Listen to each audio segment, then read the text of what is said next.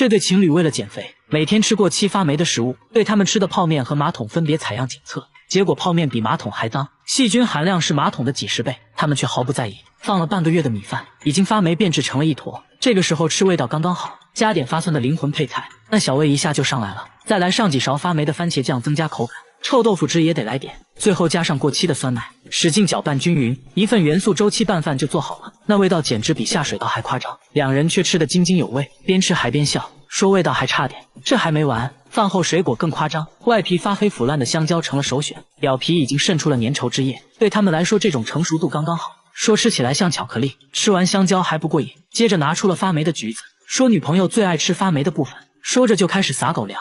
节目组看不下去了，给他们准备了一桌正常人吃的饭菜，他们只是闻了一下就连连摇头。他们说吃变质的食物主要是为了减肥，因为这样更容易催吐。他就是用这种方法从200斤减到现在的128斤，女朋友也是从140斤减到了90斤，听起来简直匪夷所思。大家带他们来医院，通过内窥镜检查后发现，他们都患有严重的胃溃疡，如果继续吃的话，很可能会发生癌变，所以用这种方式减肥是不可取的，大家千万不要模仿哦。他50年收藏了4000多种可乐，现在拿在手上的是世界上第1款可乐，已经超过了100年，瓶盖都是用的木头塞子。很多人想喝的82年可乐，他这里多的是，什么造型的瓶子都有，全是脑洞大开的设计，从最胖的到最花里胡哨的都有，还有各种限量款的可乐，有的瓶子上都镶了钻石，还有奥运纪念可乐、美国队长可乐。他还收藏了很多可乐周边产品，就比如可乐主题的录音机，因为都是非常稀有的限量版，收集这些花掉了好几百万。节目组仔细数了数，足足有4000多种。大叔还说会一直收藏下去，要打破世界纪录。然而下面这个大爷的收藏能点燃你的心，大爷在涂口红，但其实这是打火机。他转身又吃起了饼干，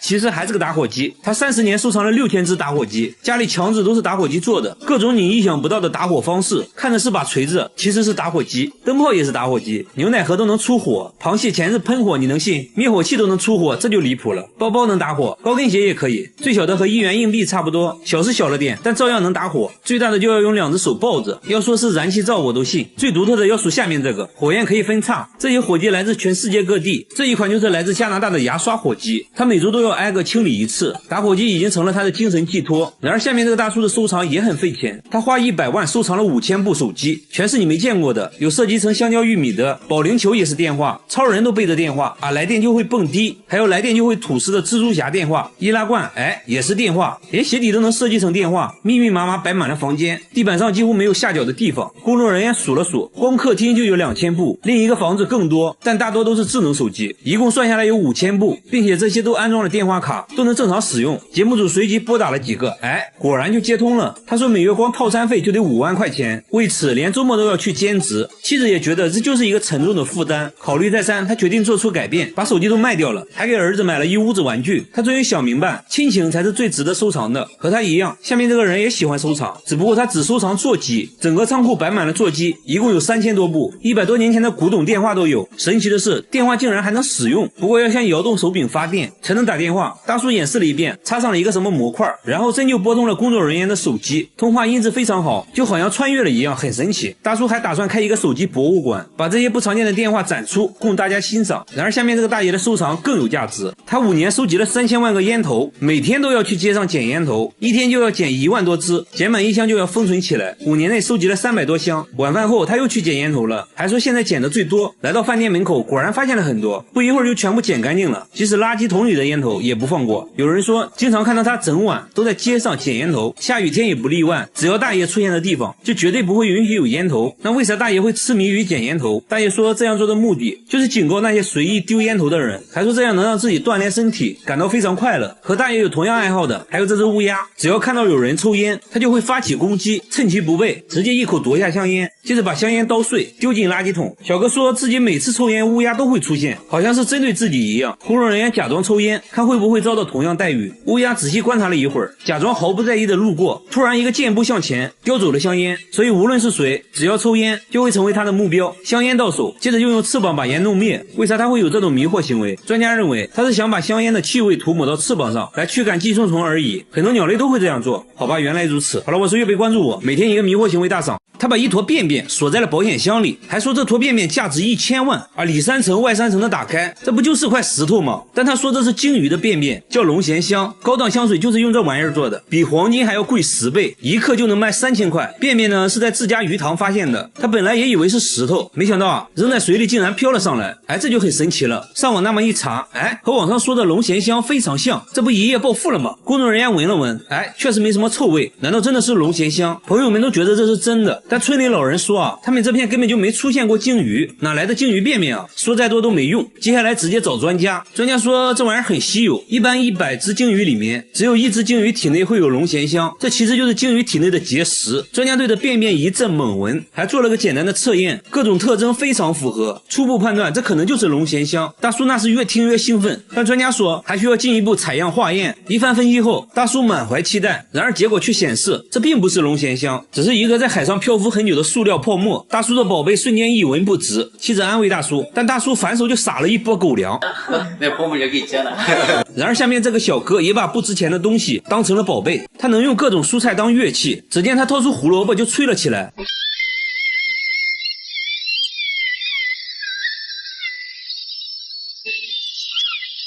工作人员还是不相信啊，他也不废话，直接啃了一口。不仅如此，什么红薯、山药、西葫芦、土豆，甚至大蒜都可以吹出曲子。而且用蔬菜当乐器的好处就是饿了能直接吃。接着用西兰花又吹了一曲，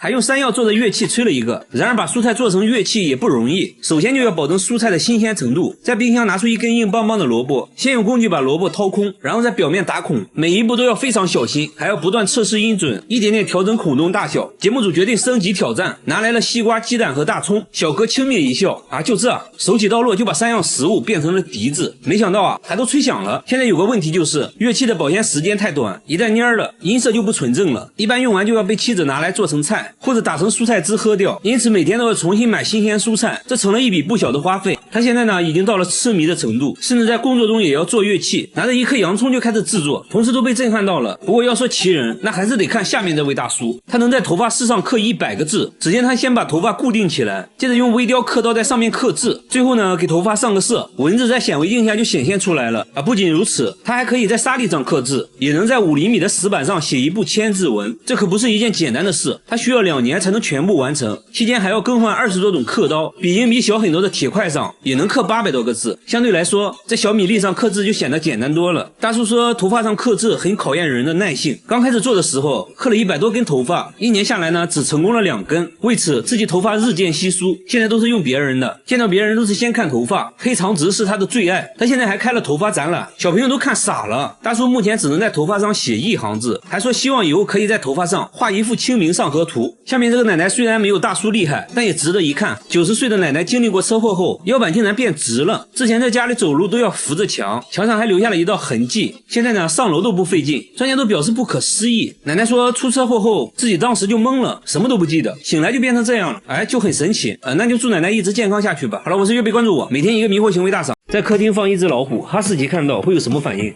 刚回家的哈士奇经历了从懵逼到吓尿的全过程，没想到最后老虎却遭了殃。最先发现老虎的呢是老大，小声的叫了几下，紧接着老二也发现了老虎。主人打开门，2只哈士奇都愣住了，完全不敢动，毛都竖了起来。别管是啥，有纹身的就是大哥。他们试探了好几次都不敢进屋，只敢小声的叫2下，生怕打扰大哥休息，灰溜溜的退到了门后。随后在主人的保护下总算来到了室内，但是呢只敢躲在主人身后暗中观察。结果呢主人一起身把他俩吓够呛，老二呢估计都吓傻了，始终就没叫过。又过了一段时间，他们发现老虎好像从来没动过，好奇心爆棚，壮着胆子走了上去。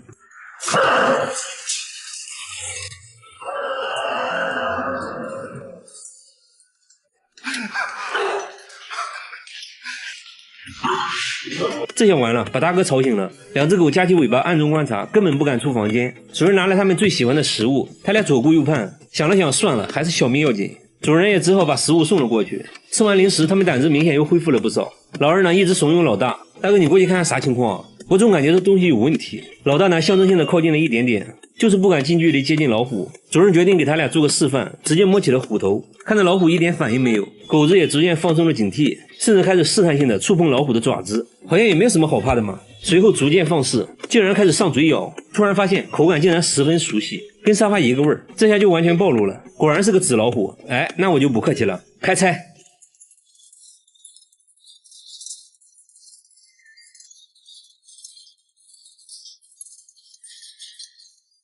手法逐渐暴躁，很快呢，老虎就变成了这个样子。但有个问题，哈士奇没见过老虎，为什么会怕呢？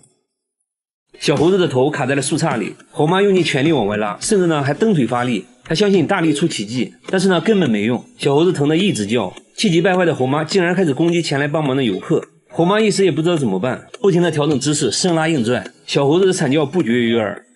我说妈妈，你要不让我自己试一下吧？猴妈一松手，小猴子准备往上爬了，猴妈一把又给拉了下来。结果呢，在猴妈的帮助下，哎，越卡越紧。小猴子也够了，摊上个这样的妈妈，我去，我还不信拽不下来了。猴妈再次蹬腿发力，感觉再这样下去头就被扯断了。我说妈妈，你别拽了，还是让我夹着吧，这样我还能多活一会儿。但是呢，猴妈并没打算放弃，继续生拉硬拽。小猴子憋得满脸通红，哎，算了吧，还是我自己来吧。我去，和他一样，下面这个猴子也被卡住了。被困的方式更奇葩，小猴子不知从哪捡到一个易拉罐，把易拉罐当成了宝贝，大口舔食残留的饮料，完全没意识到事情的严重性。结果呢，舔上瘾了，把头整个钻到了里面。这下好了，拔不出来了，瞬间眼前一黑，他不知道发生了什么，不断的调整姿势，还是不能把易拉罐取下来，急着在树上爬来爬去，看着十分危险，来回摸索了半天，最终呢还是从树上掉了下来，来到地面就像个无头苍蝇，到处乱撞。他这一独特造型也吸引来了其他猴子。哎，我说兄弟，你这造型挺别致啊，从哪弄来的帽子啊？还别说，你戴起来还挺好看。周围的猴子看得羡慕不已，不断扒拉着易拉罐，结果呢还真被扒了下来。重获光明的小猴子第一件事就是去找妈妈寻求安慰。不得不说，这猴妈也是心大，儿子不见了也不着急，你可长点心吧。这只老鹰捕鱼时意外落水，已经在水面挣扎了好几个小时，捞起来才发现它的翅膀严重骨折，丧失了飞行能力。就在这时，救援人员还发现了一个更让人揪心的事，甚至还惊动了当地动物执法警察。就在距离落水不远处的树上，有一窝嗷嗷待哺的小鹰，救援人员观察了好几天都没有看到幼鸟的父母，他们怀疑断翅的那一只就是鹰爸爸。如果没有食物来源的话，这几只幼鸟很可能会饿死。救助人员决定到树上一探究竟，看起来呢，两只幼鸟情况不太乐观，巢穴周围也没有任何新鲜食物的痕迹，幼鸟应该好几天没有进食了。救助人员用编织袋把幼鸟带下来，送到了救助站，给他们喂了一些食物后，很快呢就恢复了活力。经过一段时间的救助，幼鸟已经慢慢长大，现在必须要让他们适应大自然。救助人员给他们搭建了专门的鸟巢，模拟大自然的环境，每天还会在不同的地方放置大块的食物，让他们学会自己进食。又经过了一段时间，幼鸟羽翼日渐丰满，大的已经长到了11斤，现在他们将要进行飞行训练。工作人员对鸟巢进行了扩建，更加适合他们练习飞行，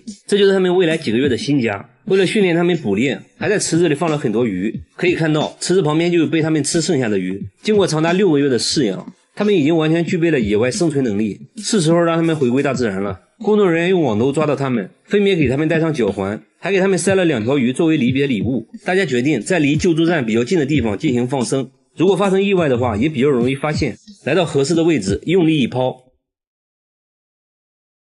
幼鸟在附近徘徊了片刻后，朝着远方飞去。之前落水的幼鸟爸爸经过救助，也恢复了健康，希望他们一家能在野外相聚吧。他要挑战徒手把生鸡肉拍熟，没想到过程中意外不断，难度大大超乎了他的想象。在拍打了13万5千次后，看到鸡肉变熟的那一刻，感觉一切都值了。废话少说，挑战开始。真徒手是不可能完成的，所以呢要先打造工具，模拟人手拍打的效果。原理呢就是把动能转化成热能，从而使鸡肉变熟。准备完成，开始了挑战。结果呢还没拍2下，设备就散架了。他决定对设备整体升级，支架这些呢全部换成镀锌钢材质，给外壳又加装了保温泡沫。挑战呢又开始了。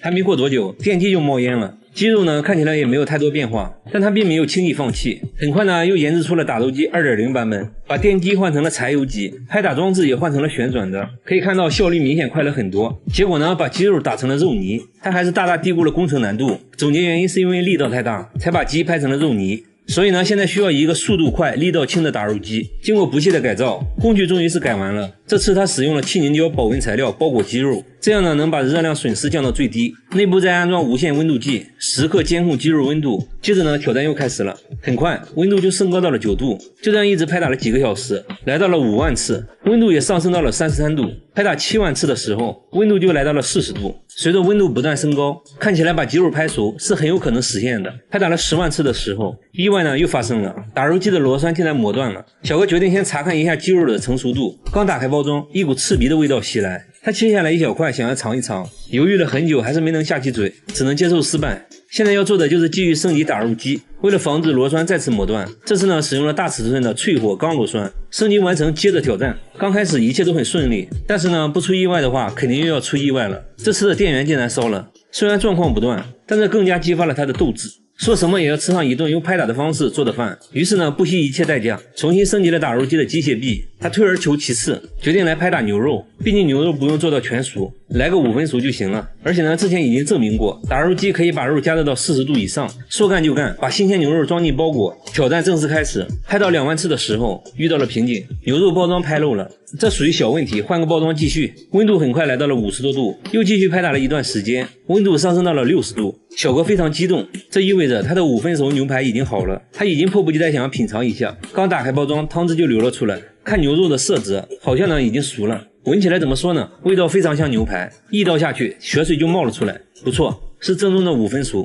小哥切了一块送进嘴巴，据说呢口感非常不错，但他还是没有放弃把鸡肉拍熟的想法，再次尝试，一直拍打了90分钟，最终鸡肉还真被拍熟了。但是呢他没有吃，可能是因为鸡皮收缩的原因，鸡竟然睁开了眼睛，所以呢没敢吃，但得出了一个结论，要拍熟一只鸡，至少呢需要拍打13万5千次。你学会了吗？大厨把牛奶灌进羊肺里，用来制作当地的豆腐。制作过程极其复杂，据说呢只有有钱人才能吃得起。小哥尝了一口，反应非常耐人寻味。要制作这种美食，第一步先和面，然后呢醒发半小时，接下来把切好的洋葱倒入牛奶中，再把醒发好的面团也丢进去，然后呢开始洗面，一直揉搓20分钟，把面筋全部洗出来后，再把牛奶过滤一遍，就得到了充分混合好的牛奶面粉液体。在气管里插上漏斗，开始往羊肺里灌牛奶，每个肺泡里都充满了牛奶，整个羊肺肉眼可见的变大，颜色呢也逐渐变成了奶白色。这还没完，接着呢再加上一勺黑胡椒，然后重头戏来了，倒入一些花生油，最后用绳子把羊肺绑起来，接着放进锅里煮2个小时就可以了。就在等待的过程中，小哥发现这里的羊很特别，它们的尾巴很奇葩。小哥突然有个大胆的想法，大厨却表示羊尾巴也可以做一道特色美食。首先把尾巴割下来，均匀切成厚厚的薄片，然后再和羊肉混合在一起，加入各种调味料，搅拌均匀后，大厨取来了一坨大肠。没错，接下来就是做香肠，这没有什么稀奇的，但接下来的加工过程有点奇葩。把做好的香肠盘在一起，一层层放在烤架上，接着把烤架整个放入吊炉焖烤1小时，接下来还要用泥巴封口，确保没有任何缝隙。只需要等待1小时，香肠就可以出炉了。扒开泥巴，一股热气就冒了上来，掀开盖子，香味瞬间扑鼻。把100多斤的香肠抬出来，简直不要太震撼，一口下去满口爆浆。这时呢羊肺也煮得差不多了，捞出切块，Q Q弹弹的，看着呢有点像豆腐，撒上一点辣椒面就可以吃了。小哥尝了一口，表情很是复杂，回味了片刻，直呼这辈子没吃过这么好吃的美食。羊肺的鲜和牛奶的甜，吃了就仿佛看见初恋一样。看着一桌乌兹别克斯坦的奇葩美食，小哥好吃的只会说我去。你学会了吗？这尊佛像每天流出红色的汗，额头上不停渗出红色的不明液体，仔细一看，大妈却差点吓死，从额头到脖子再到后背都不断往外渗，这血呢摸起来黏糊糊的，闻起来却什么味道都没有。佛像是别人送她的，刚开始呢就额头上有一点点液体，大妈也没有多想，顺手就给她洗掉了。但她万万没想到，接下来这事不仅没完，反而变本加厉，佛像全身上下都开始渗出红色液体。大妈这下慌了神，因为听说佛像流血泪必有大灾，大家决定再次给它清洗干净，一盆清水瞬间就染成了红色，放在太阳下用摄像机对着，随着时间的流逝，红色液体就这样在众目睽睽之下慢慢渗了出来。这佛像里面看来有东西啊，用榔头一敲，里面发出的声音更让大家确信雕像里面绝对装满了东西。接着呢大家找到了木雕师傅，师傅捧着佛像左看右看，也懵逼了，说从来没见过会流汗的雕像，感觉呢这更像是一种诅咒。这下大妈更慌了，最后实在没办法了，大家找到专家对佛像进行取样检测，结果显示佛像表面有很多细小的孔洞，渗出的粘稠液体呢其实是树脂。但现在还有个问题，一般情况下树脂的气味都很浓，但这个佛像为啥没有任何味道呢？专家进一步检测，说了一大堆专业术语，简单来说呢就是这个树脂中含有易挥发的元素，把原本的树脂气味带走了而已。也就是说这佛像是用一整块松树树脂做成的，而且呢里面也没有干透，所以才会一直渗出红色的树脂。听到这里，大妈终于松了一口气。一群男人在尼姑庵偷偷安了监控，正对着寺院里的一座荒废电梯，男人还趴在电梯口左看右看。这群人并不是变态，只是这电梯有点怪，晚上等师太们睡着后，寺院里的电梯就会传来怪声。师太说这怪声是1个月前开始的，接着拿出了自己录到的声音。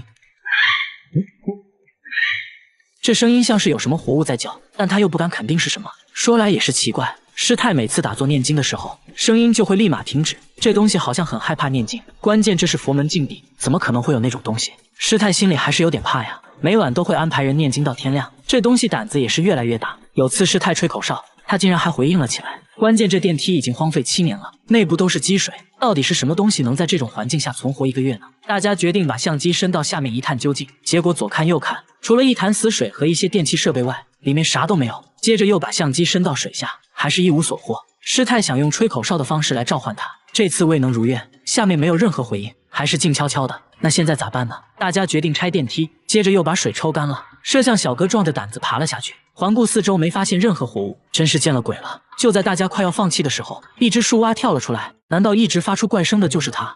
专家把录到的声音和树蛙的声音做了对比，确认这怪声就是树蛙发出来的。之所以叫声和平时有区别，是因为电梯里的这只正处发情期，所以刚开始才没听出来。师太终于松了一口气，你别说，现在看起来这小东西还蛮可爱的，那就留在寺院念经吧。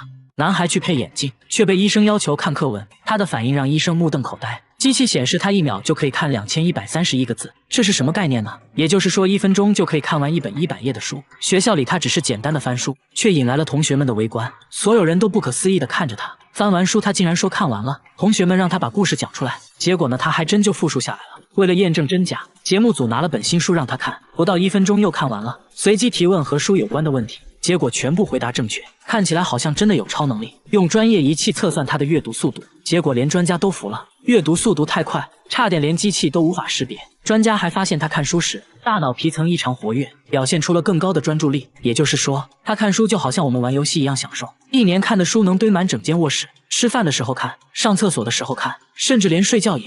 而这个没法看，那怎么从科学的角度来解释这种超能力呢？男孩说自己在翻书的过程中，大脑会对每一页拍照，然后存储起来。为了彻底理解消化，看完书他要再复述一遍并且录音，这样来增强记忆。说实话，这种超能力我是不信的，韩国人都这个屌样。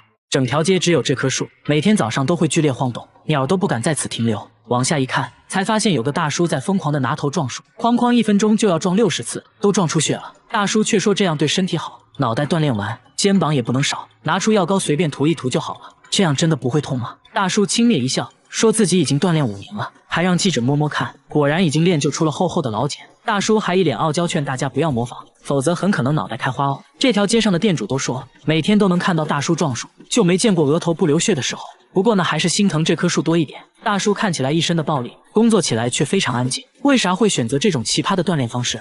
大叔表示自己以前是拳击手，因为比赛打得不好，根本赚不到什么钱。为了养家糊口，他脱下拳击手套，拿上锤子，成了一个修鞋的。由于摊位所在区域治安很差，经常发生一些打架斗殴的事件。为了防止别人找自己麻烦，他决心变成一个狠人，让别人都知道自己不好惹，所以就开始了这种奇葩的锻炼方式。节目组决定给大叔一个惊喜，带他来到拳击馆，面对久违的沙袋，大叔跃跃欲试，熟练地缠上绷带，和陪练一阵切磋。毕竟9叔战场，看得出来力不从心，但大叔还是很开心，这是自己的梦想啊。这个村的老人每天不吃饭，也要来村口的池塘边蹲着，全都神色紧张地盯着池塘。有人还不停数着什么，因为最近村里发生了离奇失踪案，村口池塘里的金鱼神秘消失了，之前有50多只，现在只剩20多只了。幸存的金鱼也变得焦躁不安，老人们把这些金鱼视为村里吉祥物，现在吉祥物没了，他们觉得自己一点都不吉祥。村长召集全村人商议对策，必须要找到罪魁祸首，但现场没留下任何痕迹，找了半天才在一个角落发现了一些鱼鳞，有人认为是黑头鹳干的，之前就在池塘附近看到过它，还有人觉得是水獭或者海狸鼠，甚至还有说是水怪的，一定就藏在水下，建议把水抽干，看看到底是什么东西在作祟。大家越说越离谱，村长看不下去了，冷静分析了一番，认为凶手可能是通过沟渠进入池塘的。池塘边的围栏还发现了脚印，但看不出来是什么动物，安个监控看看吧。村长决定熬夜蹲守，也不知道这东西啥时候来。村长边吃边等，一直等到了凌晨3点，终于村长睡着了。但就在这时，池塘边上也有了动静，草丛中出现一个白色光点，只见他快速穿过围栏来到池塘，很快抓到了一条鱼。你觉得这玩意到底是个啥呢？一家偏僻的农家小院，每天却有大批40、50岁的男人慕名而来。男人们一波接一波，不大的院子里挤满了来自全国各地的男人，大家都争先恐后的表现着自己，只因这家有个30岁的离异少妇。这群男人就是来讨媳妇的光棍汉，要想见到女方，先在院子外排队等面试。为了这次相亲，厨师老李特意请了假，从几百里外赶到这儿。排队期间还听到有人说，今天人还算是少的。等了半天，终于轮到老李面试。女方母亲一上来就盘问了老李的家庭存款情况，随后就被请到院子外等结果，一等就是2个点。随后没人传话来说不用等了，女方嫌他个子矮，直接淘汰了。老李一肚子气，来回车费都花了不少，结果连人都没见到。出于歉意，媒人立马又给联系下一家。隔壁村33岁的大姑娘，也是最近刚离婚，一伙人匆匆赶了过去。可等到天黑，老李也只和姑娘父亲搭上了话，就因为个子矮，再次惨遭淘汰。老李只能感叹一番，这就是当今社会的残酷现状。和老李一样，42岁的老杨一早起来，将脑袋和皮鞋擦得锃亮，为即将到来的相亲做着准备。家中的毛坯房至今还未装修，老杨一边打扫一边嘴里念念有词，要是这次能谈成的话，马上开始装修。10多年间，老杨来来回回已经相亲20多次，大部分情况是一见面对方扭头就走。老杨将原因归结于自己长得不帅，还顶着个光头。为此，老杨特意找人 PS 了一张带头发的照片，让媒人拿给女方看。招数很快奏效，可女方刚见面就迫不及待钻进车子落荒而逃。老杨迫切地想知道对方的态度，连着发10几条信息也没有得到任何回应。老杨觉得是女方嫌弃自己是农村人，可谁料随后女方竟主动打回来电话，这让老杨乐开了花。当听说对方对自己没有什么不好的印象，老杨赶紧趁热打铁，定下了下次约会时间。第2天，2人约在公园见面，起初还相谈甚欢，一同荡秋千，但气氛突然急转直下。女方把老杨晾在一边，跟别人有说有笑打起电话，刻意拉开跟老杨的距离，忽冷忽热的态度，只因老杨没能满足女方提出的20万的要求，刚见面就要他拿20万，老杨不由得心生警惕。这次相亲自然也以失败告终。由于过去重男轻女的传统观念，导致男女比例失衡，千万男性面临着结婚难的窘境，有老婆的男同胞们一定要好好珍惜啊！大妈来买香蕉，商贩却觉得他有病，只见他拿香蕉在裤子上蹭2下，直接带皮一起吃，这把商贩看得目瞪口呆，问他为啥要吃香蕉皮，他也不解释，觉得香蕉皮不过瘾，直接吃起了生板栗，看样子味道也不错，2口就能吃下一个。卖了这么多年水果，商贩哪见过这个，直接送给他了一些。回家后，他就把带皮的水果挨个洗干净。猕猴桃带皮吃，这个我还能接受；橘子他也带皮吃，哈密瓜也是。但更夸张的是，连鸡蛋都带壳吃，这我就接受不了了。闺蜜都很担心她，叫她来吃顿好的改善一下。没想到放着一桌子美食不吃，大妈却吃起了闺蜜吃剩的蟹壳，边吃还边嫌弃，说螃蟹还是生的好吃，吃的不过瘾。接着又把闺蜜吃剩的鱼骨头用苏子叶包起来，几口就吃了下去。不得不说，大妈嘴是真硬。到目前为止，带皮的东西没有什么是大妈不能吃的。那她到底为啥要吃皮呢？大妈舔了舔嘴唇说：“真的很好吃哎，又有营养，这样吃了10多年了，身体也确实很健康，也没有什么消化道问题。但医生还是建议大妈少吃，不然很可能会损伤肠道。一定要吃的话，最好中午吃。”大爷每天买1瓶白醋，却从来不吃，出门都要随身携带。跟他来到家里，就看到他把白醋和食用油都放在了厕所里。还没等大家反应过来，他就把洗洁精挤在毛巾上，开始全身涂抹。看得出来大爷是个狠人，这是把洗洁精当沐浴露用了。随后拿水一冲，就算是洗完了。接着倒了点白醋，均匀涂在脸上，拍打拍打，促进吸收。瞬间整个厕所都弥漫着一股难以言说的味道。最后他又开始往身上涂抹食用油。原来这就是大爷的护肤3部曲，13年来都是这样护肤的。接着他还偷偷告诉记者一个秘诀，那就是白天要用玉米油，晚上用花生油，这样保湿效果最好。你还别说，确实溜光水滑的，感觉现在就缺个烧烤炉了。看到摄像小哥有点心动，大爷极力推荐小哥试试。按照大爷的流程搞了一遍，看得出来他不是很开心。白醋对他来说不仅可以用来洗澡，还可以刷牙，说护龈效果棒棒的，口气都变得清新了呢。道理我都懂，但刷牙就应该用牙膏啊。大爷摆出一副没见过世面的样子，说牙膏有别的用途。啥用途呢？只见他往手上挤入半管薄荷味牙膏，接着就往头上抹。你别说，泡沫还挺丰富。大爷说这样洗完能持续清爽好几天，工作时也要随身带着白醋，没事就拿出来抹一抹。看电视也不能闲着，连妻子都不能理解大爷的奇葩操作，直接把妻子熏走了。为了达到更好的保湿效果，他还会把食用油和醋倒在纸巾上，搞了个自制面膜。有一说一，大爷的皮肤看着确实挺细腻的，但这样护肤真的好吗？大家带他来医院，并没有检查出任何问题。由于大爷年龄大了，如果继续这样操作，皮肤可能会恶化。这种护肤方式好不好不知道，反正我感觉挺入味的。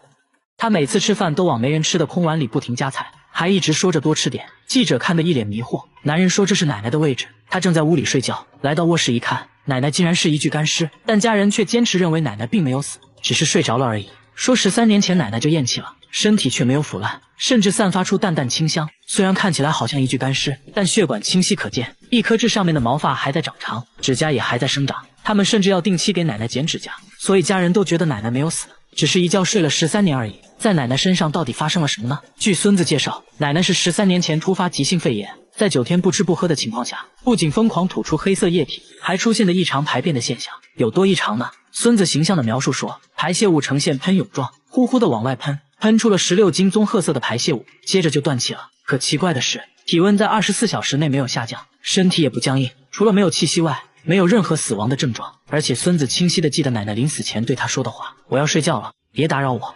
于是家人直接把奶奶接回了家，慢慢就变成了类似干尸的样态。专家说，只有在极干燥或者极寒的情况下，才有可能形成干尸。然而当地天气高温潮湿，在这种环境下没有腐烂，就很不科学。专家猜测可能是做了防腐处理，却被家人一口否定了。还说奶奶有个特别的习惯，那就是吃斋，一吃就坚持了50年，这有可能是奶奶肉身不腐的原因之一。而且当地村民都说奶奶为人善良，做了一辈子好事，这可能就是一种福报吧。奶奶的事在当地广为流传，很多人慕名而来，都想要一睹真容，还认为他家的井水是回魂汤，喝了它有神奇的力量，好像闭上眼就能看见天堂。至于究竟是什么原因，专家最后也没有给出解释。